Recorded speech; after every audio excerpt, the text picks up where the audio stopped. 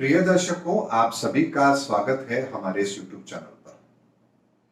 दर्शकों, जब भी ब्रह्मांड में ग्रहों की कोई परिस्थिति बनती है और उसके कोई व्यापक परिणाम यदि हमारे जीवन पर पड़ने वाले हैं, तो मैं वीडियो के माध्यम से आप लोगों को जरूर बताता हूं। और मेरा हमेशा प्रयास होता है कि मैं उन घटनाओं का सकारात्मक पहलू आप लोगों के सामने रखूं, क्योंकि नकारात्मकता फैलाना मुझे कतई पसंद नहीं है।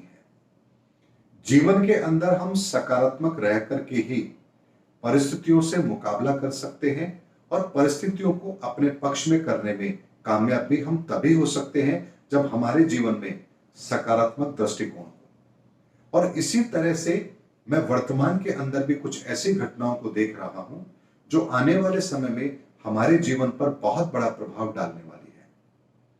दर्शकों, ये घटनाएं मैं आपको जो बता रहा हूं, ये ब्रह्मांड में ग्रहों की जो परिस्थिति बन रही है उससे भी संबंधित है और उससे कहीं ज्यादा ये वो परिणाम है जो आने वाले समय में हमें देखने को मिलेंगे। दर्शकों, 2018 में मैंने जब एक वीडियो बनाया था शनि पर, तब मैंने आप लोगों से कहा था कि शनि न्याय जरूर करेंगे और जो लोग भी अभी तक अन्याय के रास्ते पर हैं उन्हें समझ जाना चाहिए, क्योंकि शनि 2022 के बाद किसी को मौका नहीं देंगे सुधरने का, फिर वो केवल दंड ही देंगे। और दर्शकों, यदि 2020 से लेकर के और 2022 के मध्य में, या यूं कह लीजिए कि अभी हमारा सितंबर माह चल रहा है, तो लगभग इन पौने 2 सालों के अंदर चाइना की हरकतों को पूरी दुनिया ने देखा है। ऐसे में चाइना भी शनि के उस प्रकोप से बच नहीं सकता।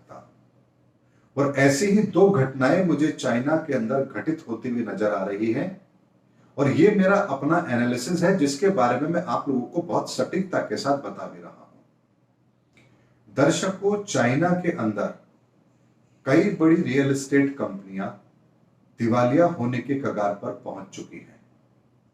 बहुत बड़े कर्ज उनके ऊपर हो गए हैं, यहां तक कि वो अपने कर्ज का ब्याज भी नहीं चुका पा रही है। ऐसी स्थिति अब उनकी बन चुकी है और ये रकम बहुत बड़ी है, बहुत बड़ी है। ऐसे में उन कंपनियों के दिवालिया होने का मतलब है पूरे विश्व के अंदर रियल एस्टेट सेक्टर के अंदर एक मंदी का दौर शुरू होना, क्योंकि रियल एस्टेट सेक्टर एक ऐसा सेक्टर है जो हर देश के साथ जुड़ा हुआ है।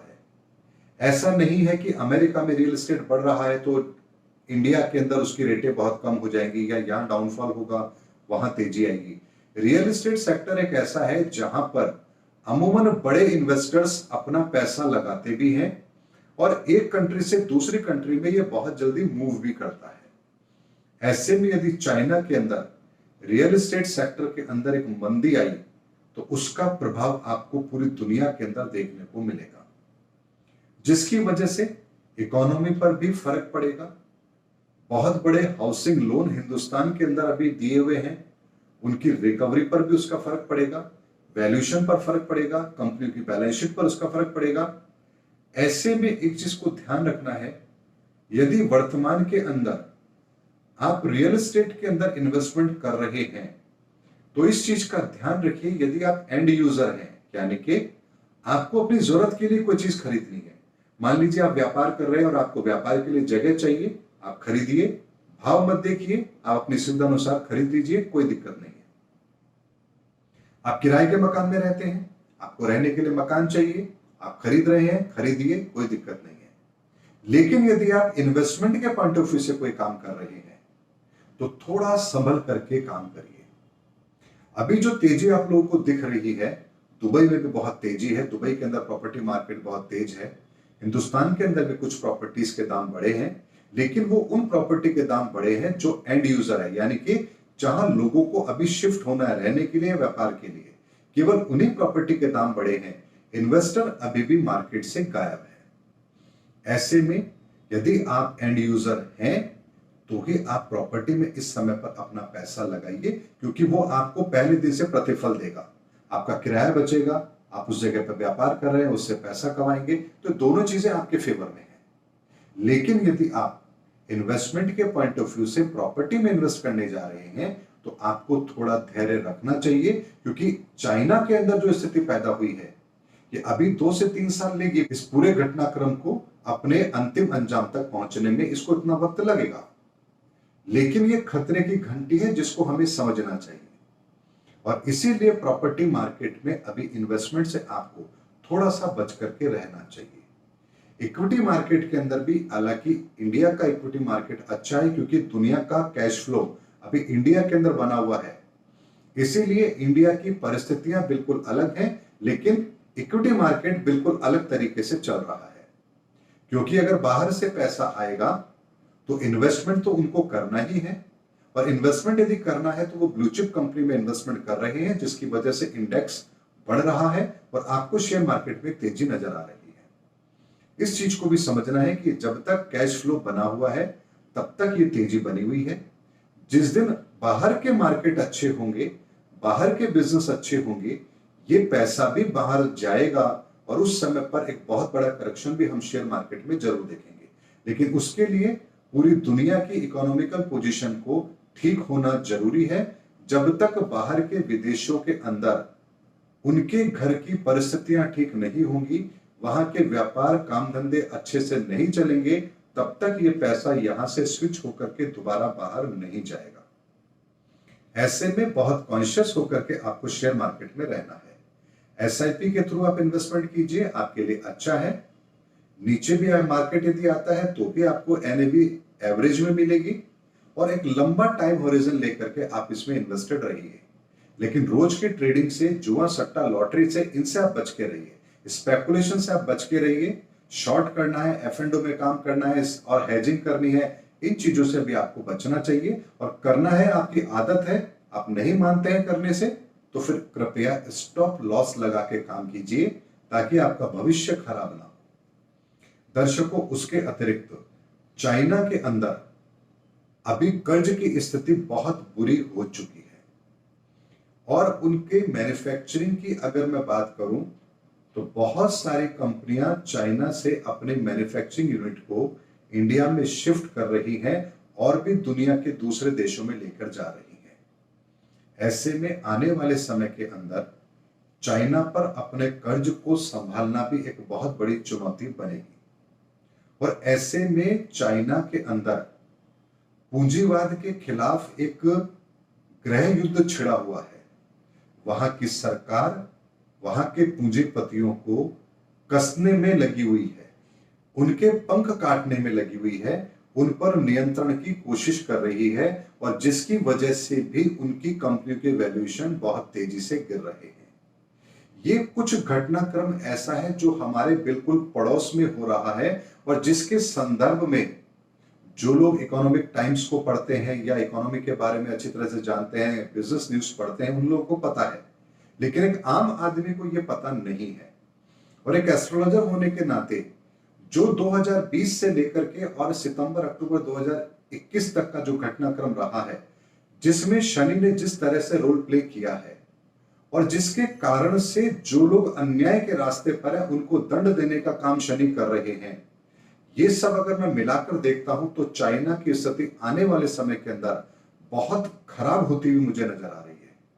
2025 में वर्ल्ड वार जैसी स्थिति भी बन रही है। ऐसे में चाइना बहुत बुरी तरह से आर्थिक मोर्चे पर भी, राजनीतिक मोर्चे पर भी, आंतरिक मोर्चे पर भी, विदेश के मोर्चे पर भी, और आतंकवाद का साथ देने के मोर्चे पर भी, और अपने आस्तीन में अफगानिस्तान और पाकिस्तान जैसे सांप पालने के मोर्चे पर भी एक के बाद एक इतनी बड़ी बड़ी गलतियां वो करता जा रहा है जो उसके पतन का रास्ता लिख रही है। अभी आपको महसूस नहीं हो रहा होगा, क्योंकि बहुत बड़ा देश है, इकोनॉमी मजबूत है, और वहां के जो राष्ट्रपति हैं वो भी कुछ हद तक अपनी परिस्थितियों को संभालने की कोशिश कर रहे हैं। लेकिन ये ज्यादा दिन चलने वाला नहीं है। आप किसी गिरते हुए पेड़ को ज्यादा देर तक किसी दूसरे सहारे के रोक नहीं सकते, क्योंकि एक पेड़ अपनी जड़ों की मजबूती के कारण से ही खड़ा रहता है, और कोई सहारा किसी पेड़ को ज्यादा देर तक खड़ा नहीं रख सकता। और चाइना की जड़ें हिल चुकी हैं, तने उसके खोखले हो चुके हैं, पत्तियां झड़ चुकी हैं, और वहां की गवर्नमेंट के जो और दूसरे सहारे हैं उस पेड़ को खड़े रखने के, वो सब भी अब धीरे धीरे कामयाब नहीं होने वाले हैं। ये बहुत बड़ा आकलन मैं आपको astrological, financial, international news, international conditions और पूरे डाटा को एनालिसिस करके आप लोगों के सामने वीडियो लेकर आया हूं कि आने वाले समय के अंदर यदि आपका भी व्यापार चाइना से संबंधित है, रियल एस्टेट से संबंधित है, या किसी भी तरह के मैन्युफैक्चरिंग यूनिट से आप जुड़े हुए हैं, तो आपके लिए बहुत सारे सुनहरे मौके भी हैं और बहुत सारे सावधानी के साथ आगे बढ़ने के कारण भी बन रहे हैं। ऐसे में बहुत सावधानी के साथ आपको ध्यान रखना है यदि आपका संबंध चाइना से किसी भी तरह से व्यापार का बन रहा है तो। उम्मीद करता हूं दर्शकों, इस छोटे से वीडियो में मैंने आपको एक डिटेल एनालिसिस देने की कोशिश की है कि आने वाले समय के अंदर चाइना की ये स्थिति जो बन रही है, ये भारत के लिए एक बहुत बड़ा सुनहरा मौका है और इस सुनहरे मौके का फायदा हम सबको उठाना चाहिए। सरकार के समर्थन और विरोध से परे हटकर इस मौके को अपने बिजनेस के लिए कैसे हम इस्तेमाल कर सकते हैं, अपने लिए कैसे व्यापार के अवसर बढ़ा सकते हैं, कैसे मैन्युफैक्चरिंग के अंदर हम अपने आप को लीडर बना सकते हैं, कैसे इस मौके का फायदा उठाकर हम अपनी फाइनेंशियल पोजीशन को अच्छा कर सकते हैं, भारत की जीडीपी को बढ़ा सकते हैं, हमें उस पर फोकस करना चाहिए क्योंकि इसका पूरा सीधा सीधा लाभ आप सबको, हम सबको मिलने वाला है, सरकारों को नहीं मिलने वाला है।